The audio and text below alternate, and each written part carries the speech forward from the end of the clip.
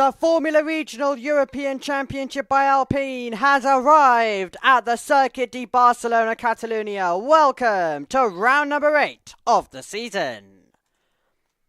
Here's our grid then for the race. It is Freddie Slater next to Matteo Di Paolo, top 2 in the championship, are the top 2 on the road. Enzo Dellini's in 3rd, next to Pedro Clara, who has the possession of P4. Jin Nakamura is in 5th, and then it's Nant Howard Birnbach in P6. Nikita Bedrin is in 7th, and then it's Evan Gilter in 8th. Rashid Al-Daheri is in 9th, then it's Jack Beaton alongside in P10. Tata Carter is in 11th, and then it's Edie Robinson, who finds himself in 12th place on the grid. In 13th, it is Formula 3 driver Santiago Ramos, next to Michael Beloff, who's in P14. Then it is Dion Gauda, next to Akshay Bora, who will get his race going from 16th on the grid. Directly in behind will be Kanato Lee and Ricky Liu. They're 17th and 18th. In 19th, it is Saka Al-Masheri next to Matteo Capito, who's in 20th. Then it's Yuanpu Sui next to Tim Gerhardt. Giovanni Maschio is next to Hayu Yamakoshi. They are 23rd and 24th. When it comes to our grid slots. And then we find ourselves completing the grid with Edward Borna next to Yaroslav Vesilaho. It is set to be quite a dramatic race. We find ourselves with 3 rounds left to crown our Formula Regional European Champion as well. This championship, of course, by Alpine. And next year it will be rebranded to FRECA Formula Regional European Championship. We will remove the by Alpine part, and the new championship will kick into gear with FIA backing as well. It will create and complete the full ladder of it being F4, FIA F4, FIA Formula Regional, and then F3, F2, and of course Formula 1. Cars find themselves about to set off then for the formation lap. Freddie Slater, as we mentioned, is finding himself on pole position ahead of Matteo Di Paolo. That is exactly the case when it comes to our championship battle as well. Slater is 3 points clear of Di Paolo, so nothing between them in the championship and nothing between them on the racetrack. It was a qualifying session where Slater had to deliver after a poor Red Bull ring by his standards. It was a P12 and then it was a P4, so nice stuff for Freddie Slater to return back to pole position. A perfect way to kick off his Barcelona weekend as well. Matteo Di Paolo, meanwhile, he won race 1 at the Red Bull Ring, but then had a retirement, had a technical issue in race number 2 of the weekend, and that cost him dearly. Matteo Di Paolo could have had a big advantage coming into today, but the qualifying and then the race cost him that day, and it basically means, well, you've had a bit of bad luck for Slater, you've had a bit of bad luck for Di Paolo, all equaled out together on the circuit. Let's hope for none of that today as they both get ready to fight for the championship as well. We've mentioned that we've got 3 rounds to go this season. 3 rounds which of course include our round right now, round number 8 at Circuit de Barcelona, Catalonia. We'll be heading to Hockenheim in a few weeks' time as well. And then our season will conclude like it did 1 year ago at the Temple of Speed at Monza. 2 races there as per our normal format. We'll also be joined by E4 that weekend at Monza, so that'll be very, very exciting. I am sure of it.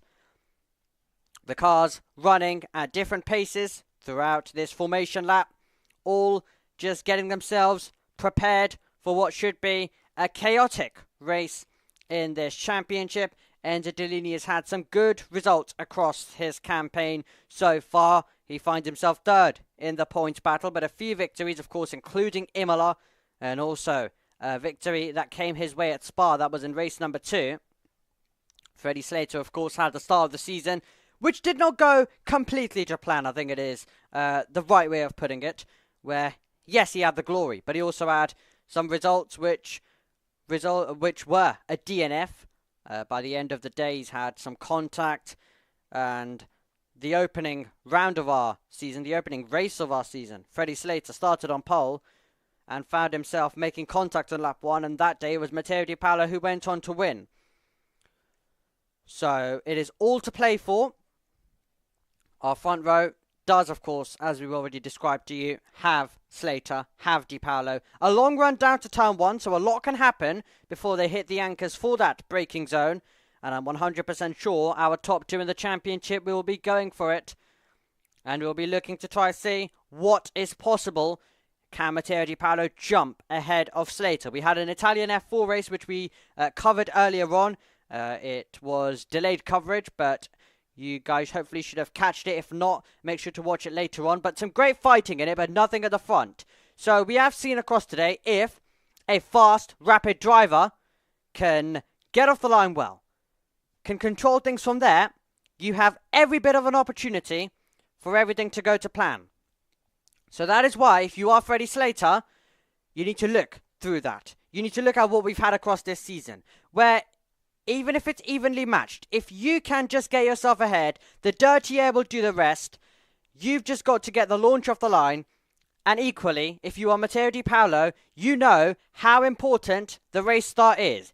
It decides how this race is going to play out. While overtaking chances are available, they can be limited. We raced here, of course, 1 year ago, and it was a bit of a quieter contest compared to what we had across the entire season of FRECA.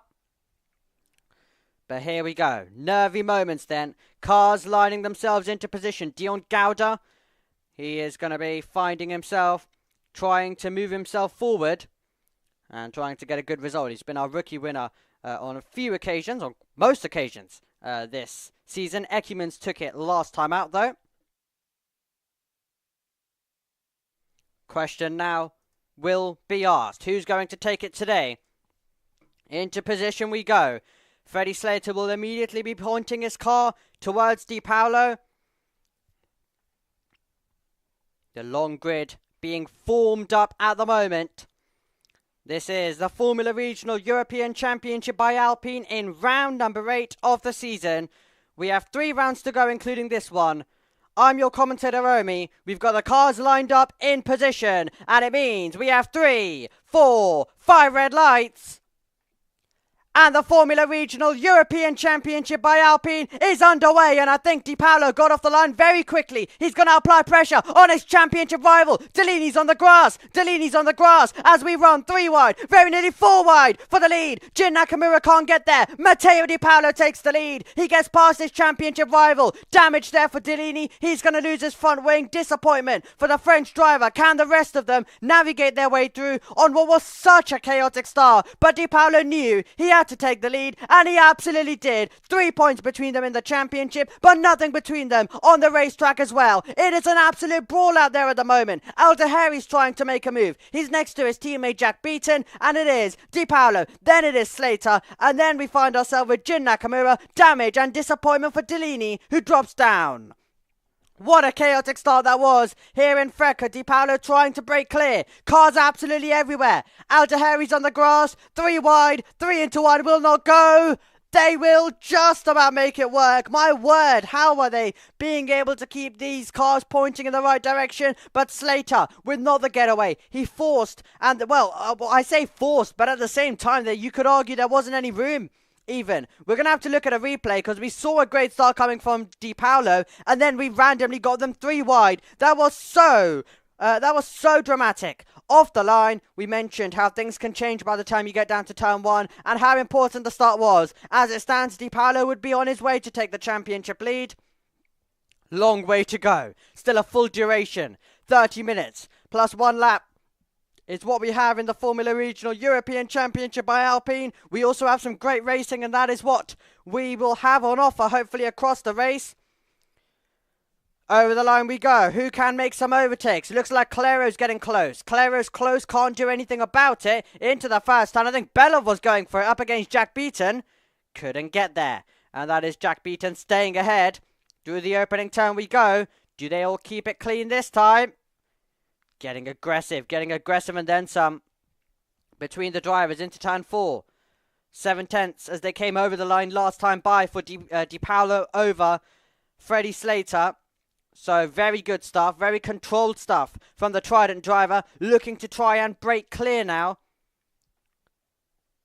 So he's going to try and control things and get himself to a win. We have seen so many times across this campaign in 2025 that Matteo Di Paolo is absolutely perfect when it comes to getting the launch off the line. If he can take the lead and have it past lap 1, he is very good at controlling things and making sure that it lasts all the way till the checkered flag. But Slater will have something to say about it, and he will have the extra push because he knows that his rival for the title is directly there. He is directly in front of him. So you've got to be cautious. You've got to be careful in the way you are going to try and handle this race. Slater, an experienced driver, he knows exactly what he's doing. He's found himself dominating championships, but also fighting. We here on JB Motorsports have praised the Formula 3 sprint race at the Bahrain International Circuit quite a few times, and he was a part of it. Duel in the Desert 2.0 is what myself and Tom Cairns described it in the commentary box that day. And there was a reason why, because Slater had the spirit to just not give up that fight up against such an experienced driver of Nikola Solov, who's now been announced to be joining Formula 2 for next season. Of course, part of the Red Bull Junior Academy. Freddie Slater keeping his options well open, and he has not got himself in an academy as of yet. But who needs it when he's got the budget? He's got the budget. He knows how to handle things, so he's going to wait for the new regulations to come in to see who looks quick and go from there. Smart decision making from Slater. No point in getting yourself backed very nice and early when, you know, his talent, absolutely, all 10 teams will have their eye on him. But who does he have his eye on is the question. It'll be interesting to see when we get a replay of the race start, to see what happened. To see what happened at the start, because what we saw was 3 wide. As we make our way through, the sun setting here at Circuit de Barcelona, Catalonia. Absolutely fantastic stuff then, as they try and just navigate their way through. Let us know in the chat on your thoughts. If you're watching this after the fact, because I know there's a lot of motorsport to pick from this weekend, then make sure to let us know in the comments of what you thought of the race, the start of it so far as well. Continue to navigate our way through is what we're doing.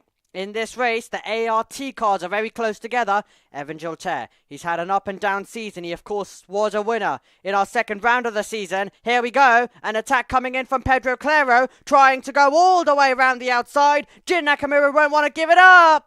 And they nearly take each other out. Somehow they get away with it. And it's a switch in places. Up goes Claro. Down goes Jin Nakamura. And that was super tight stuff as they went down into the first turn. But it is Di Paolo, Slater, Nakamura, Claro, and Biran Bakhti now your top 5. And Taito Carter stayed ahead of his teammate. Great fighting. Great fighting indeed. The ARTs looking to put on a show. This race coming alive. I mean, we were describing earlier on about how the Italian F4 race was calm, was collected at so many points, and then it was all hell breaking loose from the midpoint till the end. Complete opposite in this one, where we've started excitingly. Let's see whether we can keep it consistent and continue that on. Not trying to suggest to you one bit that this race is going to calm down, because Freddie Slater is right on the back. Is right on the back of Matteo Di Paolo, and you just know that if he gets a sniff of an opportunity, that he is going to go for it, and that is exactly what a driver like Freddie Slater needs to do, because he knows that as it stands, he would be losing the championship lead, and I'm sure he would want to try and turn that run around, and instead increase it. So this time around, it looks like Gilter is close, slightly wide out of the final corner.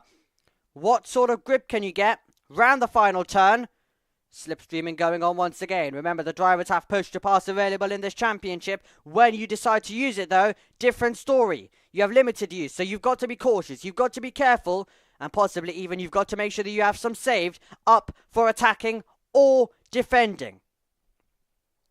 Lots of racing drivers have said in the past that the best form of attack is defense sometimes, and that is what these drivers need to do in a championship like this, where you can get cars that are not separated by anything. When you may have the pace on the car ahead, but there's different drivers behind you as well, you've got to be cautious. You've got to play your card safe to make sure you don't find yourself in a spot of bother. Pedro Clara, who of course took an absolutely fantastic victory in the Netherlands. Van Amersfoort celebrating 50 years this year, of course, so it was a special win for them. It was their first win since 2023 in the championship, where Cas Havercourt took it at that exact circuit at Zandvoort as well. Of course, next year will be the final year for Formula 1 going to that circuit. We will hope to continue using that racing facility as well for the foreseeable future to give these drivers the absolute best chance, because it is a great circuit. It is one of those challenging circuits where it is risk versus reward. Remember, as much as this championship is about overtaking and us enjoying it, a lot of it, and the reason why it exists is to see the drivers progress up, through, and for the drivers to be able to showcase their talent and skill across so many different circuits, some of the best racetracks in the world. So it is great to see these drivers getting that opportunity with some of the best teams in junior Formula racing as well. We have got quite a few rookies in the field as well, and we've got Yuan Pusue, a wild card this weekend. I know we haven't had the most time to talk about him, but he's of course been racing in the GB3 Championship. So if you have followed our coverage of that championship, he shouldn't be a stranger to our channel. 20 minutes and 45 seconds plus 1 lap to go in this championship. Toyota Carter, by the way, he gained 5 places off the line. So he has had some start, has Toyota Carter. He's been one of those drivers which we may end up talking about a few times on a broadcast across the season. But he's one of those drivers who we don't get to mention all the time. So it is great to see him in the fight, him absolutely contending for this. It's really nice and enjoyable to see what he is coming up with at the moment. 1 second between first and second place. So Matteo Di Paolo, as we've described to you already at numerous points in this broadcast, one of the best things that he can do is just get the lead, control it from there, and see what happens. The see what happens part, usually, unfortunately, for the viewer's perspective, is just him dominating. But for him, there's not usually anything that happens other than a great Saturday or Sunday drive, depending on which day we are racing on, rather. Getting close as well. Few battles going on.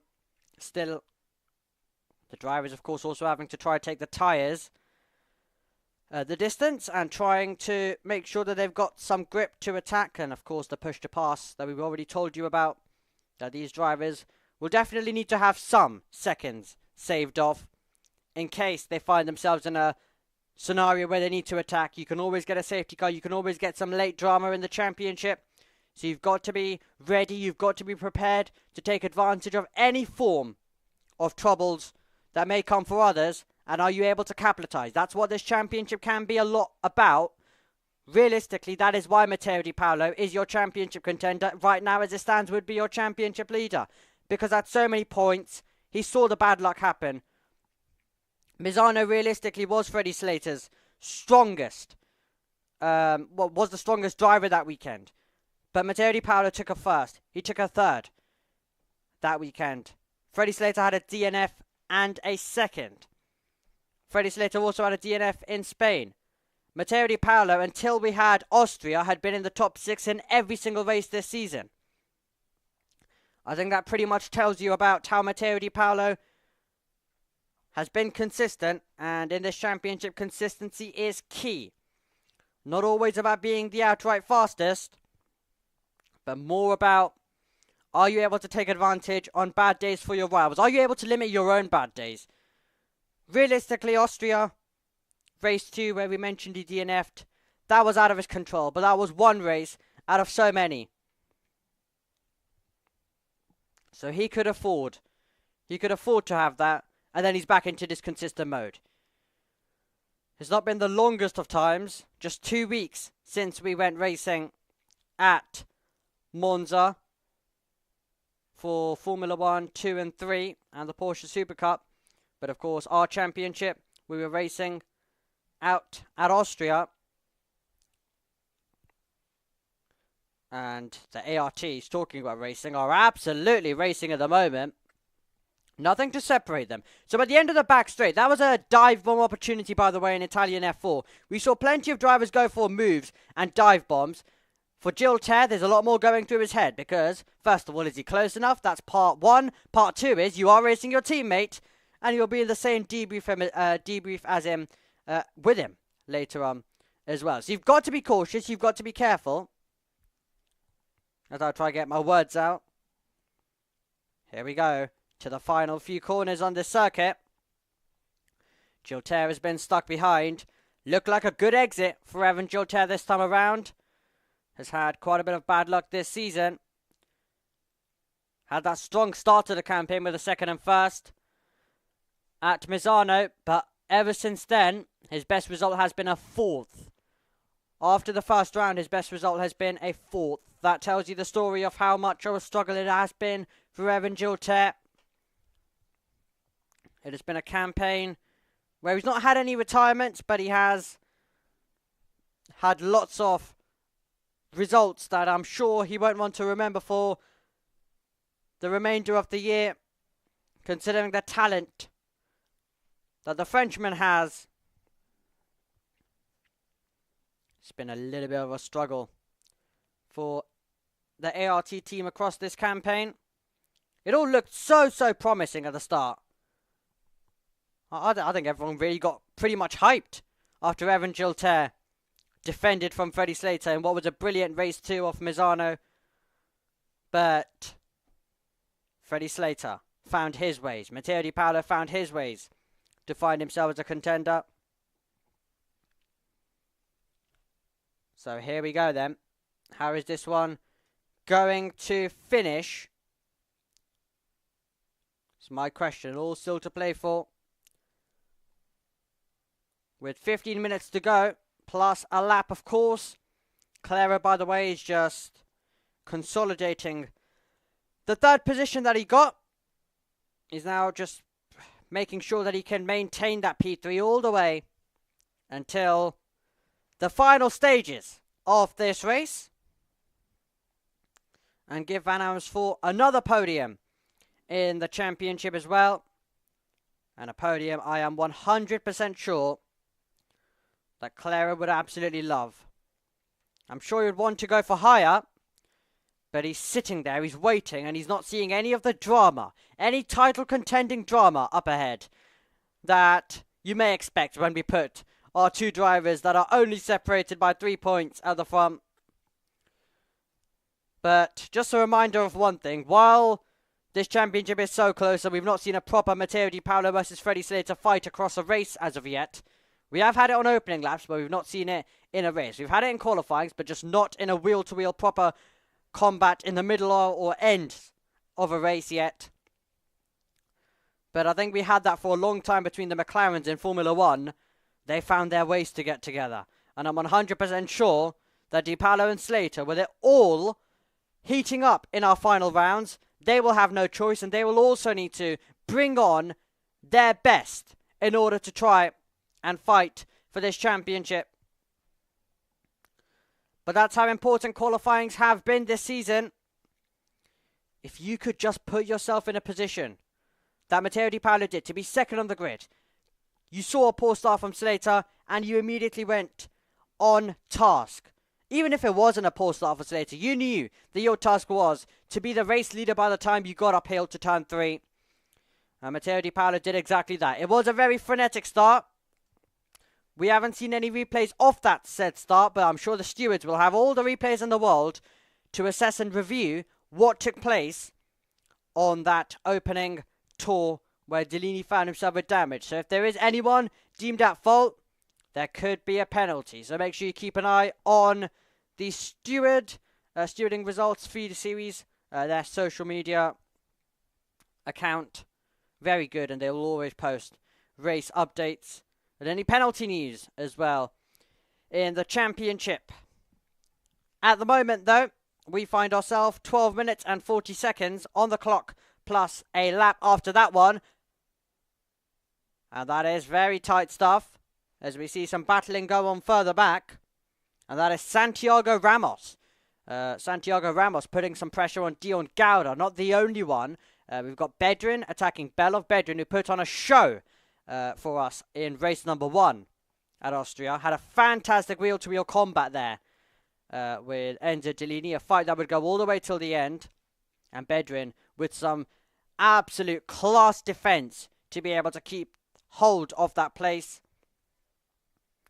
And it was a day where we had Dellini having to settle for that 3rd place on the podium.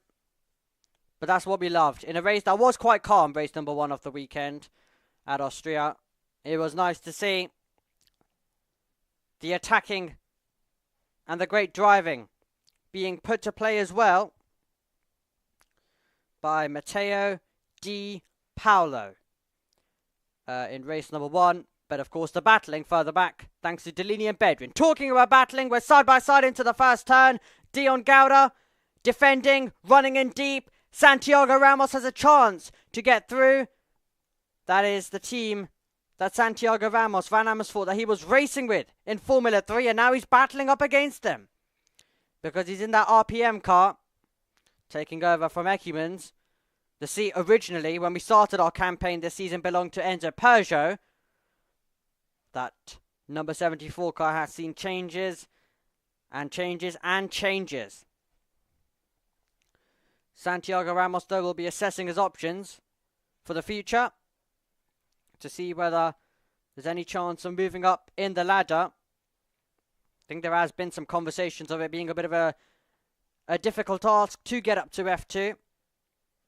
So many reasons, like budget, for example. So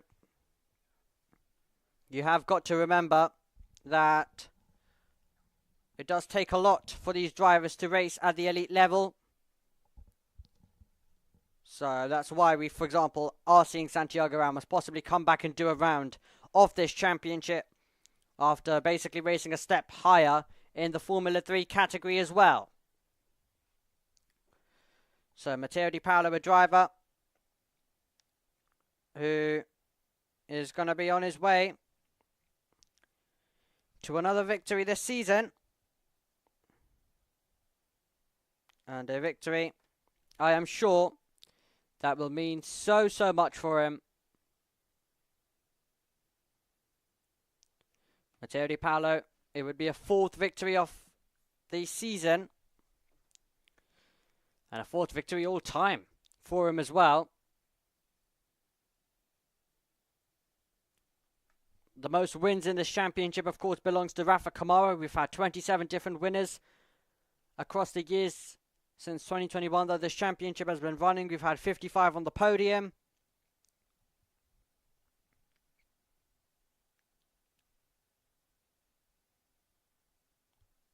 And Freddie Slater, 5 victories to his name from this season. He'll need to put in some extraordinary performances from tomorrow or even today if he can get the win on out. Because if he can, could he go after that record that was set by Prema's Rafa Kamara,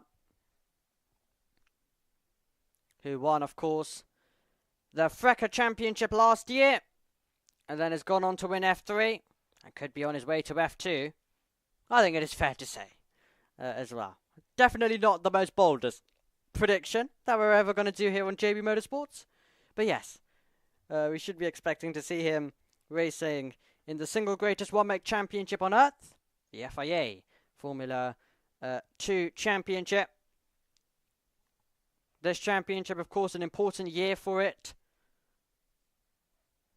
as it evolves and becomes Formula Regional European Championship. We will definitely talk more about that, I am sure, because it will be a big move. We will be there, though, to cover this championship. I am sure of it. As they make their way through to what will be 8 minutes to go now in this race. A race which has had quite a crazy and exciting start.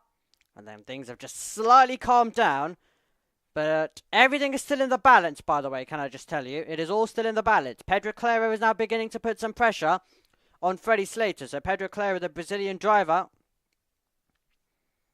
looking to try and go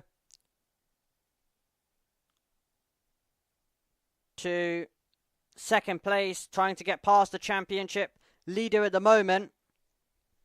Matteo Di Paolo by 4 points will take the championship lead as it stands. Could be more though if Pedro Claro does make this move and does take second place in the race. He's got 7 minutes plus a lap to try and do so. Other drivers that are running in this race, you have Jin Nakamura, ever since he got overtaken by Claro, having a bit of a quieter race, I think it is fair to say, compared to what we have seen from him across the season. Biren Bakti finds himself running in P5. Taito Carter and Evan Gilter, they were running so close together. Now they've separated by a bit. In total, it is 1.3 between them. And Rashid Al-Taheri is actually now on the back of Gilter. Let's look at a replay. This is Freddie Slater sliding away with the car. Was this possibly the moment? And the reason why Pedro Claro has been able to close in so much definitely could be the case as they race their way through. We'll keep you up to date with how this is currently going in terms of this battle between Van Amersfoort and Prema. A lot of these drivers, of course, will be eyeing up seats in the FIA Formula 3 Championship, which introduced a new car for this year. Next year could be a good opportunity to go into that championship as well and impress. If you perform there, Formula 2 can absolutely await. Perform at that level, you know where you put yourself in the discussions. And even if it is not Formula 1, we've had some great drivers like Cas Havercourt go and do Porsche Super Cup and go do some other forms of racing, sports cars. There's so many options for drivers. So you've got to be open about your ideas. And you've got to make sure that you're putting in your best each and every weekend, because you don't know who could be watching this specific race, who could be tuning in on a Saturday evening, what it will be turning into at Spain, with it being 6:10 local time, the sun continuing to set. So, all still to play for in the final stages of this race. And then the teams will review the data. They will look at everything and try and see what can be done better tomorrow. All starting off, of course, with qualifying. And then race number 2 will be taking place. A race number 2 which will hopefully be in the balance all the way till the end, I am sure. We'd love to see a bit of a fight come the final stages in this race. The gap's just beginning to close in that little bit more. They're all together, the top 3 now, as we're about to head into the final stages. 3 wide. Talking about close together. All close together at the moment. That is tight stuff, and that will be losing a position for Belov. Belov will drop down. And that was wild stuff as they made their way through. And now we've got a bit of a battle as we go onto the straight. Cars absolutely everywhere at the moment. What a brawl as they made their way through the third sector. And now it is going to be Bedrin looking to try and defend. Bedrin defending tight to the inside. And he will just stay ahead. But Bora wants the cutback. Bora wants the place. Meanwhile, it's side by side further back. And it's getting so aggressive between these drivers. They're somehow making it work. And they're somehow getting themselves through as well. Oh, fantastic. I told you this race would come alive. And it is coming alive. Because now we've got a battle. And now we've got an opportunity. All the way around the outside for Liu. Does he find a way through? Outside line doesn't work. Inside line doesn't work. Or does it? Because he sends it. Sends it late. Can't get through though, and has to settle in behind.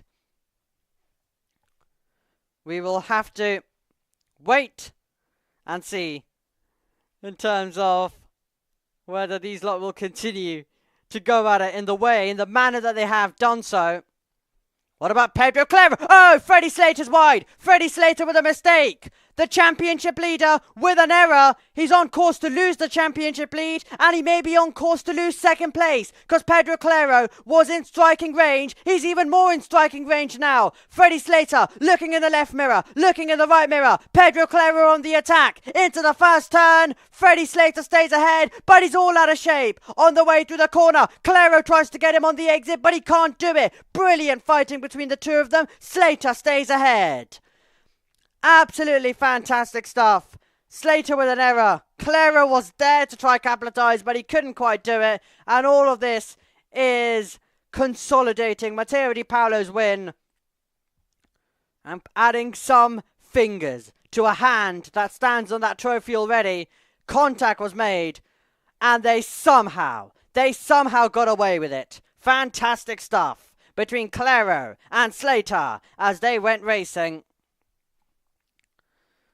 Great to see them fighting, but a bit of a mistake for Slater. Not what he can afford to have, because as I mentioned, it's 4 points as it stands. Could be more if Claro gets through.